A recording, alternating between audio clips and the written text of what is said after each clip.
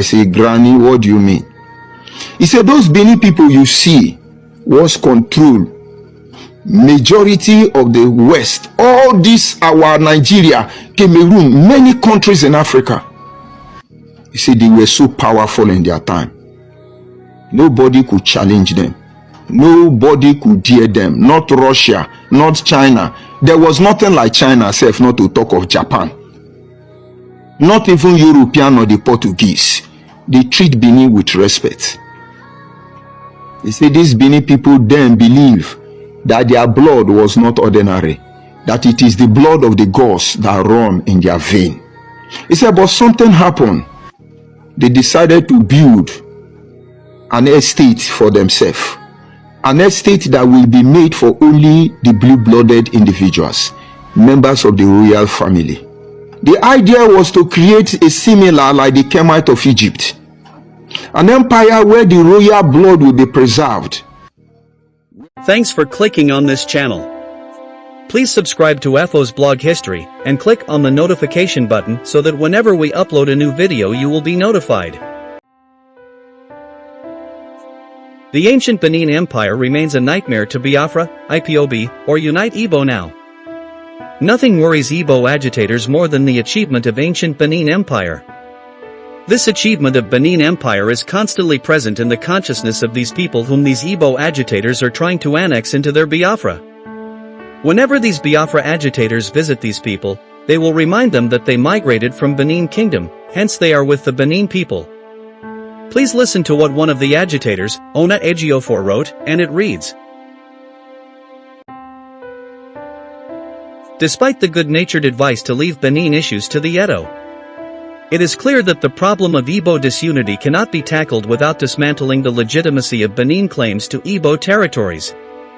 Ingbakiri, Ogbor and the entire Anioma, Ekpai, Ogba, and Ikwer, etc. The central plank of this claim is the Benin Royal Institution, the not-so-ancient installation of Benin-like kings and chiefs, the insignia of Ada and Ben, and the like. How then can we unite without challenging the basis of these institutions? Except if we are being naive, most of these distracted Igbo groups are mainly drawn to the Edo by the royal glory of pre-colonial Benin. There is, obviously, an ongoing scramble for erstwhile Igbo domains, and the Edo and the Inja are the principal contenders. Ingala people are a distant third. In effect, while remaining respectful, we should dismantle the basis of these challenges which, in the Benin instance, is the lure of the Oba of Benin. Thus, there can be no Igbo unity without weakening our adversaries' positions. However, our brother George Onibe keeps exposing the Biafra agitators. According to him, if your king has a Benin symbol of otter and ebon, a symbol of royalty and authority in your community, know that your closest ally is the Benin people. Whether you are Ogbor, Anioma, Ikwer, or all of you, your symbol of royalty and authority is related to otter and ebon, which is found in the palace of the Oba of Benin. My dear, if you want to know the truth, go to Benin. The Great Wall of China can never be compared to the Great Wall of Benin. Go to the Guinness Book of Records, the Benin Wall is there, yet we Nigerians don't talk of the Great Wall of Benin because it will make Benin people relevant, he said. When you check the ancient map of Africa, you will also see the Benin Empire there, irrespective of the time the map was drawn. One day I asked my father, I asked my ancestor, is it not that small land of Benin? My ancestor told me that the small Benin you are looking at once controls a majority of West Africa. They were so powerful in their time, that nobody could challenge them. There came a time the Benin decided to civilize other places outside Benin Kingdom. Hence, they started distributing their blue blood to other ethnic groups by installing their children of the Benin royal family in these communities. Benin became an empire without imposing their language on these people, he said. He asks a question, who sold their people to slavery? Please watch and listen to his analysis. If you're listening to me first of all, and your king have the symbol of the Ada and the Abam as the symbol of royalty and authority in your community, my dear, your closest ally is the Benin people. Whether you are Abo, you are Nyoma, all of you Ikuri people, that the symbol of your royalty and authority is related to that one in the palace of the Oba of Benin.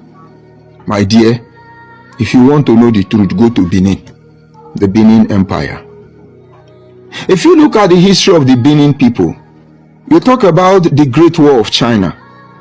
The Great War of China cannot be compared with the Great War of the Benin. Why is it that the Guinness Book of Record have record of the Great War of China, and yet we Nigerians don't talk about the Great War of Benin? Because somewhere it will make Benin people relevant. And when you check the ancient map of Africa, irrespective of the time where those maps were drawn, you will always see the Benin Empire. And one will begin to ask questions. Is it not these small Benin people? My brother, no be these small Benin people.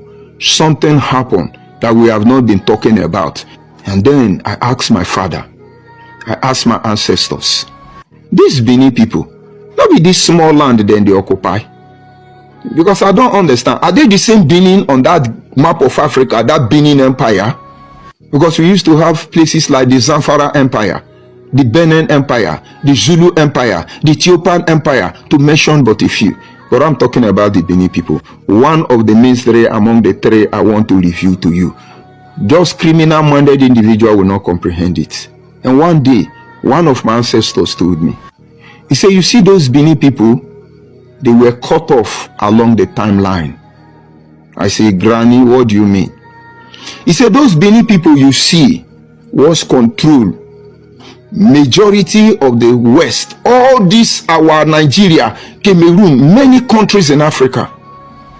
He said they were so powerful in their time. Nobody could challenge them. Nobody could dare them. Not Russia, not China. There was nothing like China, except not to talk of Japan. Not even European or the Portuguese. They treat Benin with respect. He said these Benin people then believe that their blood was not ordinary, that it is the blood of the gods that run in their vein. He said, but something happened. They decided to build an estate for themselves, an estate that will be made for only the blue-blooded individuals, members of the royal family. The idea was to create a similar like the Kemite of Egypt, an empire where the royal blood will be preserved, where tradition and ceremony will be observed. From there they rule the rest of the world with fairness, justice, equity, and transparency. That is how they choose the Benin you know today. That Benin you know today was simply the palace of the Oba. What about this cock and bull story they are telling you? And so from there, they dish out administrative blocks to so many regions. There were so many ethnic groups. And from there, they control more than half of West Africa. But at that era, where the fame of the Benin you know today becomes so great, it threatened the Portuguese, who were some of the frontliner of the imperialists. I'm not talking about the Babylonians, the Medians, and the Persians. At least, let's start from the Portuguese before the Europeans. And so the Benin needed to be destroyed. And so one secret is, each time they are telling you, oh, yeah, Igbo man Asabo, why are you not speaking Benin? This is because it's not part of Benin agenda. Benin wanted to preserve the inheritance of Africa. Benin wanted to allow everybody to be the way they are. And so Benin only wanted to preserve themselves. That is the Benin city you see in Nigeria today. But the Benin you know were never ready and are not even trying to conquer anybody. They only extended that civilization, that knowledge to us, and that is what is saving us today. Look at the problem of the Southeast Igbo people. They don't have king. They don't know what it means to have king. And so when the Portuguese, when the European could not invade Africa as easy as they succeeded in doing, the Benin became a threat. It was the monarchy system that prevented them from being able to infiltrate Africa. So the Benin you know today, that place you see called Benin City, is just a royal garden. A royal garden, that is not Benin. That is just a royal palace, just for the prince and the prince. It's not for the whole Benin. So by the time somebody is telling you, oh, you say you are Igbo, oh, you say you are Yoruba, oh, my dear, go back and check the symbol of royalty and authority of your people. If he has a link with Benin, don't search further. You will be able to get home. Number one mystery.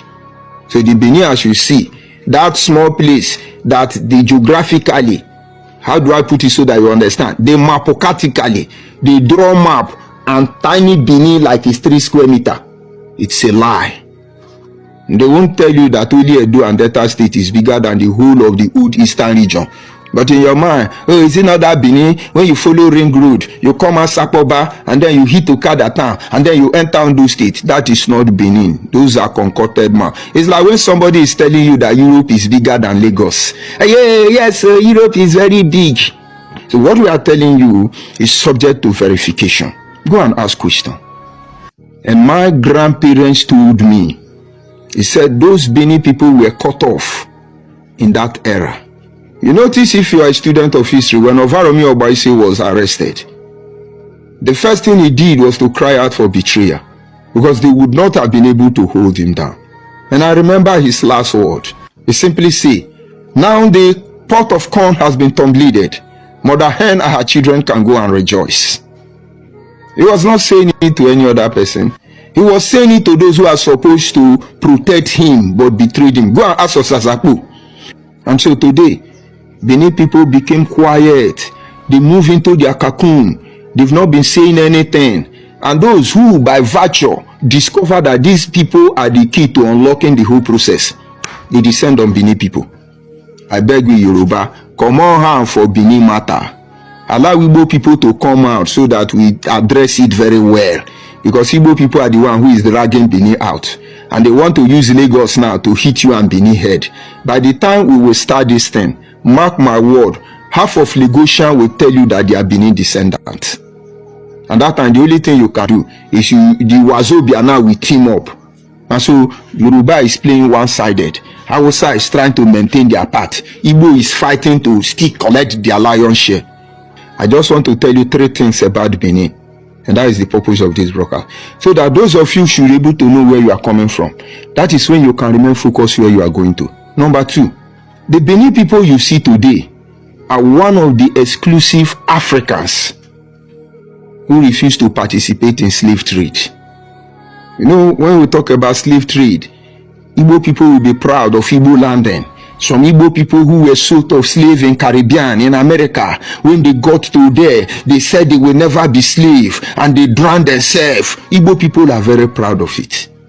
That is to tell you the level of their, should I say, wickedness or ignorance. Very set of naive people. Now, who sold them? Was the colonial master come here to be kidnapping us? They were not coming here to kidnap us. They had agreement with some of us to buy some of us. They needed a negotiating point to be able to enter our land. Now, let me tell you a little bit. You see Abo, where I come from. If you enter Abo, you will see Boji Boji Abo or Boji Boji Owa. All of us are Eka people. Boji Boji is not Abo language. It's not Abo dialect. Boji Boji is an English word. But it is not pronounced Boji Boji in English. It is called Boogie Boogie. It is from our tone, intonation. We change it to Boji Boji. And so that word Boogie Boogie means a dangerous forest where criminals hide. And then under the ancient Benin Empire, when this Portuguese, when this European, when this colonial master were traveling all the way from Calabar across the river Niger, heading to Lagos or Badagry, they had to pass our land through the mainland. And each time they get to anywhere from Asaba to enter Abo, they were constantly attacked by my people who don't want anything to do with slavery. And my mother said that after constant attack on the colonial master, what they did was to mount Sambo, because they were determined to conquer us. So once they get to Abo, they put Sambod, Boji Boji Agbo. This is by implication warning other colonial master coming, this is a dangerous forest where criminals hide. That is how we become Boji Boji. Tomorrow now, Iboma will come and say, yeah, you are answering Boji Boji, it's English name. You migrated from English. As we are migrating from Igbo, Njoshi, We tell you to go and consult our father. You think you can win this war on social media? I've not even opened one chapter for you. When I open one chapter for you, some of you will begin to relocate out of Nigeria because you see you are not from this place. So we never participated in slavery. So each time your father is telling you the history of Igbo people in slavery, history of Yoruba people in slavery, my brother, una be sell out. Any tribe will sell their people, will get history of slavery, una be sell out. That time, una papa sell out. Una papa sell out. Benin, you know, that small Benin where they use, they play, they do anyhow. They were one of the ethnic groups in Nigeria that did not sell anybody. Though you won't see Benin anywhere. They are not in Costa Rica. They are not in Australia. They are not in Medimere. They are not in Dugudugu. They are not in Igbo land. They are not everywhere. Benin is one of them. And I see most of the ignorant children of nowadays are proud. Our people sold in slavery. You don't know your father is a saboteur according to Igbo. Your father is a saboteur. And the worst part of it is that they were selling the people that are other people's children. They were selling the orphans. They were selling the widows. They were selling the children of the perceived enemy of their people. Benin never do that. In that very era, the Oba of Benin made a decree and said, no, Asian people must be respected at Asian. Our children in Urubu and Ishekiri must be treated the same way. Let a car speak a car, let a Benin speak a Benin, let Asian speak Asian. So while your father was selling your brothers, who are black Americans today, we should be mourning. It is like today, Ojukwu led Igbo people out to war, family to abroad, and they are enjoying and living normal, doing selfie, and Igbo children are dying anyhow. And then Igbo want to blame the whole Nigeria for what happened to them. Now we are still in the same era. Now the Kano came with his own. I will give you Biafra or I die. It's Biafra or I death. But his children are in the UK living in affluence. And he's still inside DSS supposedly using Android phone. More expensive than my own. And he's Igbo hero. So number 2 mystery of the Benin people is that they never sold their people in slavery. So when your father tell you about your people, Yoruba people living in Cameroon, Yoruba people living in Costa Rica, Igbo people who did Igbo landing, and this and this, I tell them, who sold them? Maybe I will sold Igbo people and send them through Calabar. Or maybe Igbo people sold the Yoruba and sold them through Calabar. Sometimes there are things we should not see. But you see the era where we are now, we see it all. If you like, now you know. If you don't like, then you know yourself. But we are not saying this to despise anybody. We are saying this so that everybody will know where they are coming from. That is the only time they can appreciate and focus on where they are going to. And then number 3, a mystery of the great Benin Empire. The Benin, as you know, in that era, wanted the right thing to be done. They are not part of Nigerian problem. But they were betrayed out of the process. The Benin people did not betray anybody.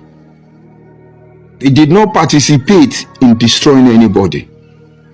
And one of the greatest problems they had with the imperialists was because they refused to colonize us. They are one of the major ethnic groups who would have recolonized us. Because by now, Oka people will claim that they are Benin.